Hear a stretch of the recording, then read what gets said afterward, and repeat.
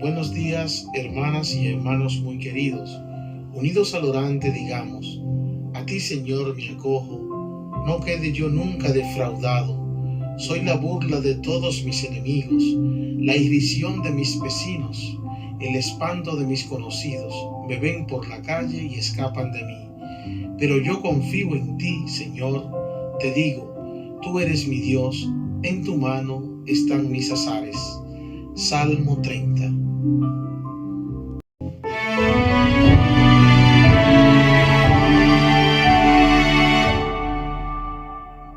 Evangelio. Pasión de nuestro Señor Jesucristo según San Juan. En aquel tiempo salió Jesús con sus discípulos al otro lado del torrente Cedrón, donde había un huerto, y entraron allí él y sus discípulos. Judas, el traidor, conocía también el sitio, porque Jesús se reunía a menudo allí con sus discípulos.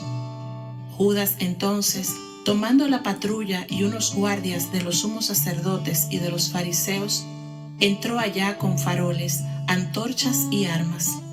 Jesús, sabiendo todo lo que venía sobre él, se adelantó y les dijo: ¿A quién buscan? Le contestaron: A Jesús, el Nazareno. Les dijo Jesús: Soy yo. Estaba también con ellos Judas, el traidor. Al decirles: Yo soy, retrocedieron y cayeron a tierra. Les preguntó otra vez. ¿A quién buscan? Ellos dijeron: A Jesús, el Nazareno. Jesús contestó: Si me buscan a mí, dejen marchar a estos. Y así se cumplió lo que había dicho: No he perdido a ninguno de los que me diste. Entonces Simón Pedro, que llevaba una espada, la sacó e hirió al criado del sumo sacerdote, cortándole la oreja derecha. Ese criado se llamaba Malco. Dijo entonces Jesús a Pedro: Mete la espada en la vaina. ¿El cáliz que me ha dado mi Padre, no lo voy a beber? La patrulla, el tribuno y los guardias de los judíos prendieron a Jesús. Lo ataron y lo llevaron primero a Anás, porque era suegro de Caifás, sumo sacerdote aquel año. Era Caifás el que había dado a los judíos este consejo: conviene que muera un solo hombre por el pueblo. Simón Pedro y otro discípulo seguían a Jesús. Este discípulo era conocido del sumo sacerdote y entró con Jesús en el palacio del sumo sacerdote, mientras Pedro se quedó fuera a la puerta. Salió el otro discípulo, el conocido del sumo sacerdote. Habló a la portera e hizo entrar a Pedro. La criada, que hacía de portera, dijo entonces a Pedro: ¿No eres tú también de los discípulos de ese hombre? Él le dijo: No lo soy. Los criados y los guardias habían encendido un brasero, porque hacía frío, y se calentaban. También Pedro estaba con ellos de pie, calentándose. El sumo sacerdote interrogó a Jesús acerca de sus discípulos y de la doctrina. Jesús le contestó: Yo he hablado abiertamente al mundo. Yo he enseñado continuamente en la sinagoga y en el templo, donde se reúnen todos los judíos, y no he dicho nada a escondidas. ¿Por qué me interrogas a mí? Interroga a los que me han oído de qué les he hablado.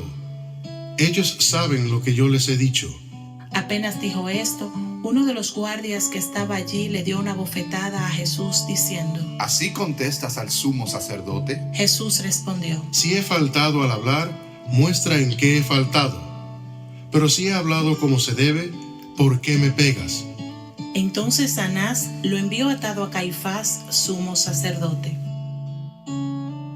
Simón Pedro estaba en pie calentándose y le dijeron: ¿No eres tú también de sus discípulos? Él lo negó diciendo: No lo soy.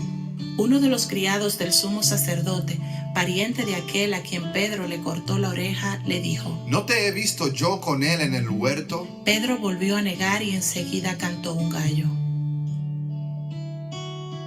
Llevaron a Jesús de casa de Caifás al pretorio. Era el amanecer y ellos no entraron en el pretorio para no incurrir en impureza y poder así comer la Pascua.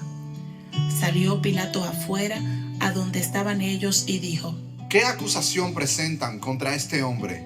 Le contestaron: Si este no fuera un malhechor, no te lo entregaríamos. Pilato les dijo: Llévenselo ustedes y júzguenlo según su ley. Los judíos le dijeron: no estamos autorizados para dar muerte a nadie. Y así se cumplió lo que había dicho Jesús, indicando de qué muerte iba a morir. Entró otra vez Pilato en el pretorio, llamó a Jesús y le dijo: ¿Eres tú el rey de los judíos? ¿Dices esto por tu cuenta o te lo han dicho otros de mí? Pilato replicó: ¿Acaso soy yo judío?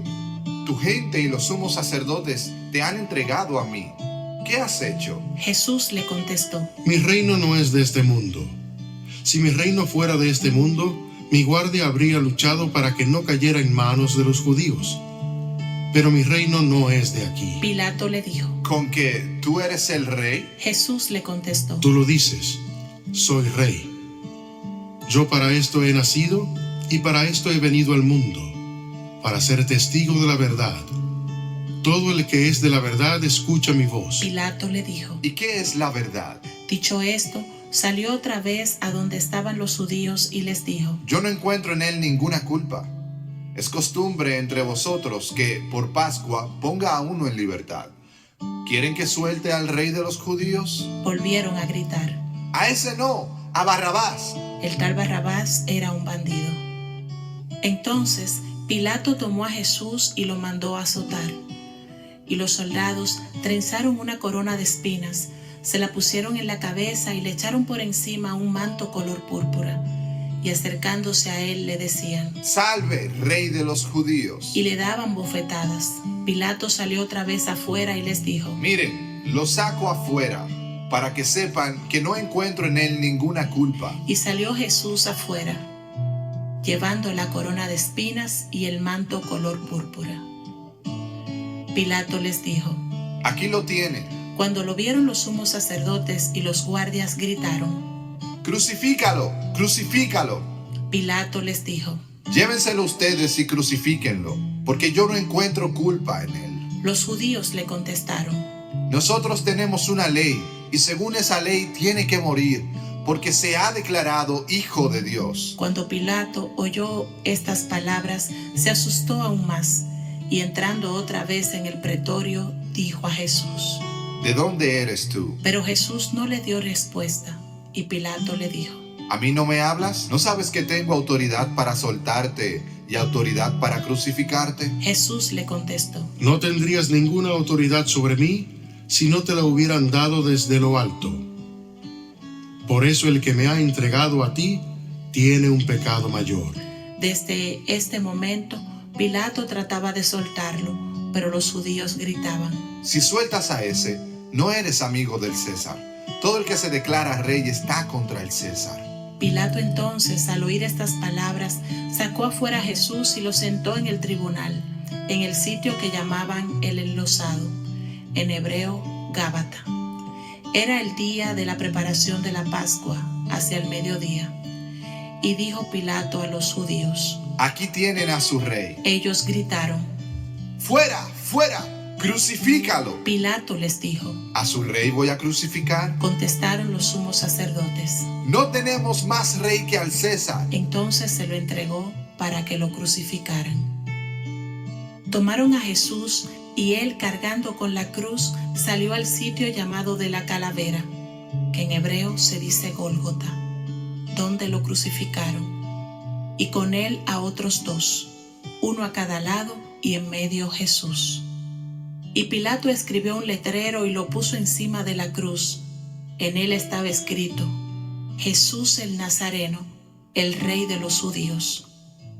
Leyeron el letrero muchos judíos, porque estaba cerca el lugar donde crucificaron a Jesús, y estaba escrito en hebreo, latín y griego.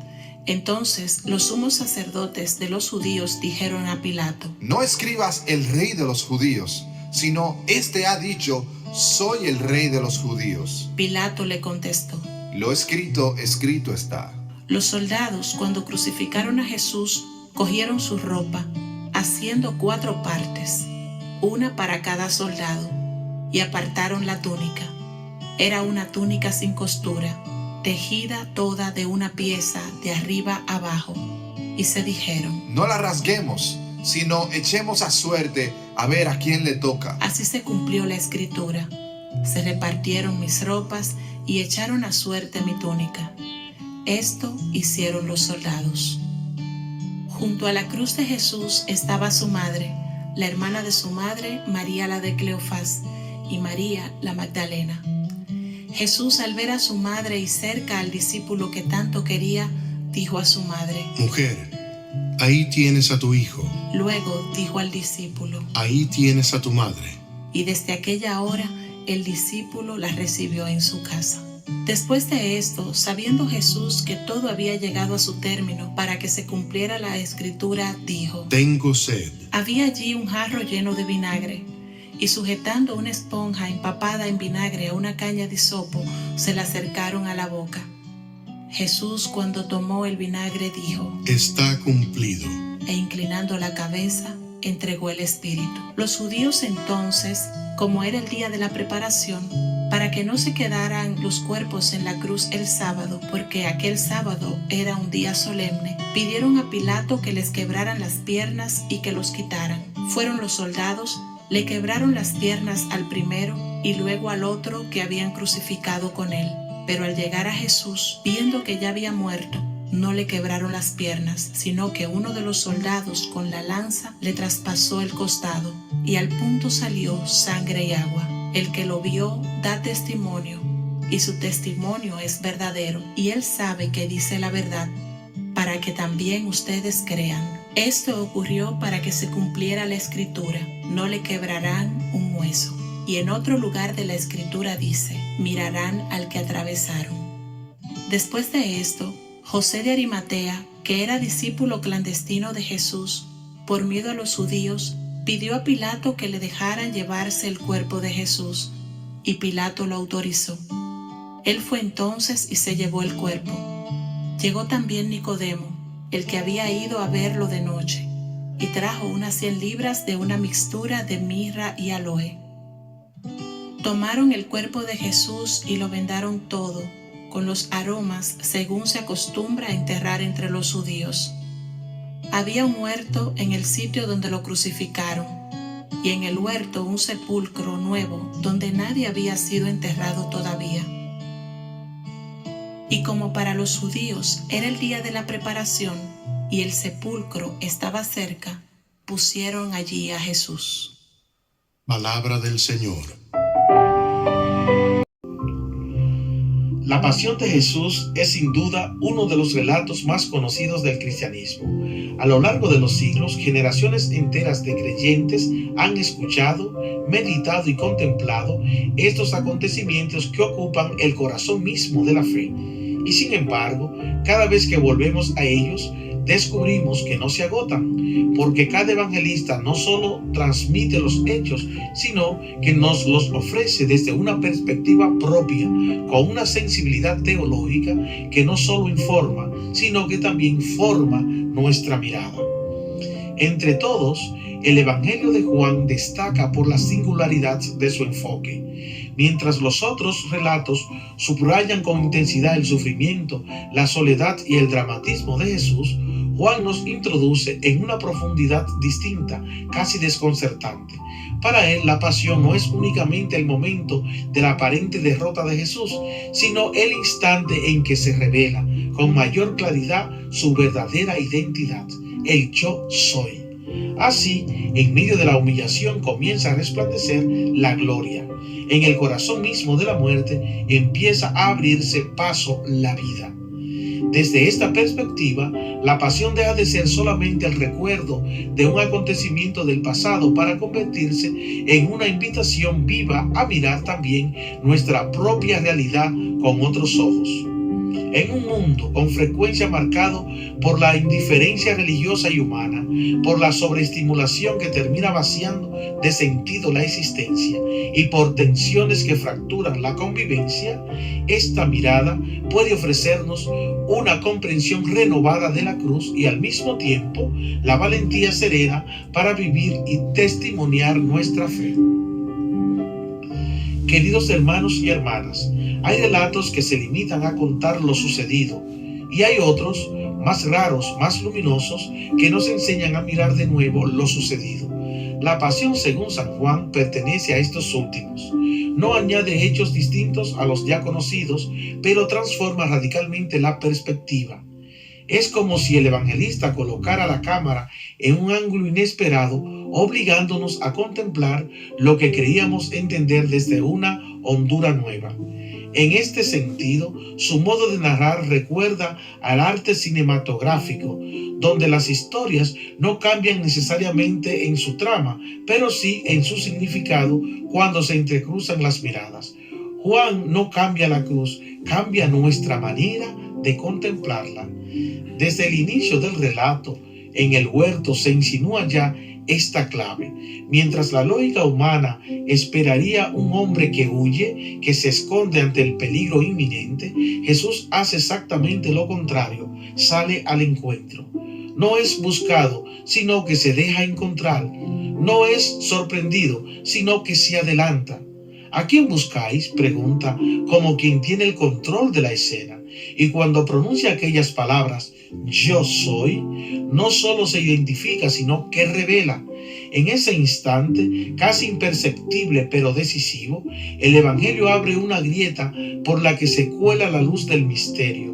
El que va a ser arrestado no es una víctima arrastrada por la violencia de los hombres, sino el hijo que se entrega libremente. Por un momento, los soldados retroceden y caen a tierra, como si la creación misma reconociera antes que ellos la presencia de aquel que es. Este yo soy no desaparece después, permanece como un eco que atraviesa toda la pasión.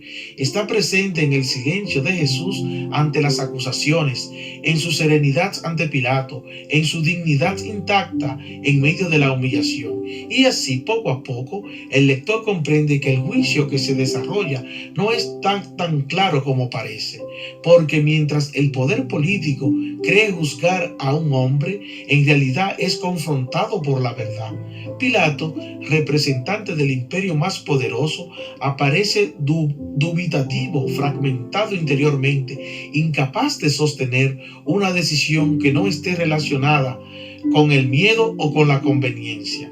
Jesús, en cambio, atado y golpeado, se revela como el único verdaderamente libre. Cuando afirma que su reino no es de este mundo, no está negando su realeza, sino desvelando su naturaleza. No es un reino que se impone, sino que se ofrece. No se sostiene en la fuerza, sino en la verdad. Y la pregunta de Pilato, ¿qué es la verdad?, resuena entonces con una ironía trágica, porque la respuesta no es un concepto que pueda formularse, sino una presencia que tiene delante y no sabe reconocer. Así llegamos a la cruz, que en el Evangelio de Juan deja de ser el lugar de la derrota para convertirse en el trono de la revelación. Todo en este momento está cargado de significado. La túnica inconsultil que no es rasgada habla de una unidad que no puede ser dividida. La presencia de la madre y del discípulo amado inaugura una nueva forma de pertenencia, una familia nacida no de la sangre, sino del don. El gesto de Jesús al confiar a María y al discípulo el uno al otro es en realidad un gesto que nos alcanza a todos. La cruz no es solo un acontecimiento histórico, es el lugar donde nace una humanidad nueva. Y sin embargo, es en las palabras finales donde el misterio alcanza una profundidad casi desconcertante. Tengo sed, dice Jesús. No es solo la expresión de una necesidad física extrema, es la revelación de una necesidad más radical. Dios tiene sed, sed de amor, sed de acogida, sed de respuesta. En esta palabra se desmorona la imagen de un Dios autosuficiente y distante. Aquí, en la cima de la revelación, Dios se muestra necesitado, como ha sido señalado con profundidad en una reflexión reciente del Papa León XIV. La salvación acontece no desde la autosuficiencia, sino desde la apertura. Dios salva, no imponiendo, sino dejándose tocar, dejándose dar. La paradoja es total. El cumplimiento no llega mediante un acto de fuerza, sino a través de un acto de confianza. Jesús, que podría bastarse a sí mismo, elige no hacerlo, recibe, y en ese recibir, en esa dependencia libremente asumida, lleva a plenitud su obra. Por eso, finalmente proclama: todo está cumplido. No escuchamos un suspiro de derrota, sino la afirmación serena de una misión realizada hasta el extremo. Y en ese mismo instante, cuando inclina la cabeza y entrega el espíritu, Juan sugiere algo más que una muerte. Hay una comunicación, un don que se derrama. Donde parecía haber solo un final, comienza en realidad una nueva vida. El costado abierto del que brota sangre y agua y se convierte en signo de fecundidad inesperada. De la herida nace la vida, de la entrega surge la comunidad, del amor llevado hasta el extremo brota la iglesia. El relato podría detenerse ahí, en ese momento de intensidad absoluta, pero Juan añade un detalle que, lejos de ser secundario, ilumina todo el conjunto. Aparece José de Arimatea y Nicodemo, figuras discretas, casi ocultas hasta entonces. Habían seguido a Jesús en silencio, quizás con temor, sin exponerse demasiado, pero cuando todo parece perdido, cuando la historia parece haber llegado a su final más oscuro, ellos dan un paso al frente, piden el cuerpo, lo bajan de la cruz, lo envuelven con honor. Es como si la muerte de Jesús tuviera el poder de hacer visible lo invisible, de sacar a la luz lo que permanecía escondido. La fe, que hasta entonces se había refugiado en la discreción, encuentra de pronto el valor para manifestarse. Y así, el Evangelio no solo nos invita a contemplar la cruz, sino a reconocernos en ella, porque también nosotros habitamos un tiempo en el que la fe corre el riesgo de volverse silenciosa, casi invisible, confinada a lo privado. También nosotros podemos caer en la tentación de ser discípulos en secreto, pero la mirada de Juan nos desafía suavemente a dar un paso más, a dejar que la contemplación de la cruz transforme nuestra manera de estar en el mundo. Al final, todo vuelve a aquella primera palabra: yo soy. Esta afirmación, pronunciada en la oscuridad del huerto, acompaña todo el camino hasta el Calvario como una luz que no se apaga. El que es arrestado, juzgado y crucificado no es simplemente un hombre derrotado por la violencia, sino aquel en quien Dios mismo se hace presente. Y por eso la cruz, contemplada desde esta perspectiva, deja de ser un signo de fracaso para convertirse en el lugar supremo de la revelación. Quizá el mundo no comprenda esta lógica, quizá siga viendo en la cruz solo dolor, límite y fracaso, pero quien aprende a mirarla con los ojos del Evangelio descubre algo distinto, que allí, en ese madero levantado entre el cielo y la tierra, el amor ha reinado sin imponerse, ha vencido sin destruir, ha salvado dejándose herir. Y entonces, en el silencio más hondo del corazón, comienza a abrirse paso una certeza que no necesita demostración. Todo está cumplido porque el amor, y solo el amor, ha sido fiel hasta el extremo. Amén. Oremos juntos. Señor Jesús, al contemplarte en la cruz, queremos aprender a mirar como tú nos enseñas, más allá del dolor, más allá de la aparente derrota, más allá del silencio que parece envolverlo todo. Tú que en el huerto pronunciaste yo soy y te entregaste libremente, enséñanos a confiar cuando la oscuridad nos rodea y a no huir cuando la verdad nos llama. Danos un corazón capaz de reconocer que incluso en la fragilidad habita tu presencia y que nada escapa a tu amor que sostiene y redime. Tú que en la cruz manifestaste tu sed, despierta también en nosotros la sed de lo verdadero, de lo eterno, de lo que no pasa.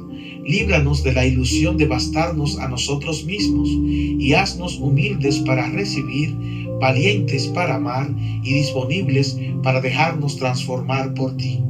Tú que que llevaste todo hasta el cumplimiento del amor, ayúdanos a descubrir que la verdadera plenitud no está en el poder ni en la autosuficiencia, sino en la entrega confiada, incluso cuando no comprendemos, incluso cuando duele.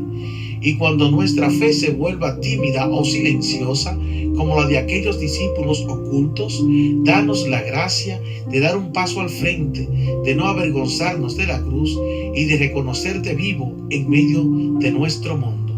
Señor crucificado y glorioso, haz de nuestra vida un reflejo de tu amor, para que aprendiendo a mirar contigo, sepamos descubrir que incluso en la noche más oscura ya está amaneciendo la vida. Amén.